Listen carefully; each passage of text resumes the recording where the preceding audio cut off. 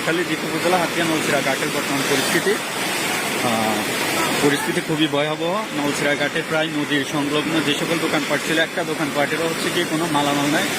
সব মালামাল প্রায় হচ্ছে নদীর স্রোত, অতিরিক্ত স্রোতের কারণে দেশে চলে গেছে, এবং হচ্ছে দোকানের কোনো মালামাল, আলমারি, হ্যাঁ, অনেকেরই হচ্ছে কিছু নাই। নোয়াখালী হচ্ছে যে কুলতলা হাতিয়া নলছিরা ঘাটের ম্যাক্সিমাম দোকান ব্যবসায়ীরা খুবই নিঃস্ব হয়ে গেছে।